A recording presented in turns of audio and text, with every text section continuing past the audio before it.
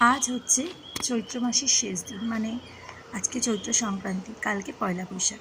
তো যাই হোক, আমি স্নান করে নতুন নাইটি পরে নিয়ে একটু পুজোর জন্য ফুল তুলে নিলাম। কারণ আমাদের এখানে না এই সংক্রান্তির দিন থেকে মেলা হয় 3 দিন পর পর। আজকে হবে বাড়ি থেকে একটু দূরে, আর কালকে হবে বাড়ির সামনে। কাল পরশু 2 দিন থাকবে মেলায়। তো মেলায় তো যাবো। যাই হোক, এখন আমি স্নানটা সেরে একটু ফুল নিয়ে ঠাকুরকে দিয়ে চটপট খেয়ে নিই। আর আজকের রান্নাও নিরামিষ, কারণ মঙ্গলবার, তারপর আবার সংক্রান্তি। ছিল ভাত, টক ডাল, পনির, আলু ভাজা, সিম্পল। এগুলো খেয়ে চট করে একটু ছাদে চলে গেলাম। ছাদে গিয়ে একটু হাওয়া খেতে খেতে একটুখানি তরমুজ খেয়ে নিলাম। আর কালকে ওর এক দিদি ওকে একটা আইসক্রিম দিয়েছে, তো সেই আইসক্রিমটা খাবে। তো সেই আইসক্রিমটা নিয়ে ছাদে এসেছি যাতে একটু গরম হয়, মানে ডাইরেক্ট ফ্রিজ থেকে বার করা, তো তাই গরম করে টাটা নিচে চললাম।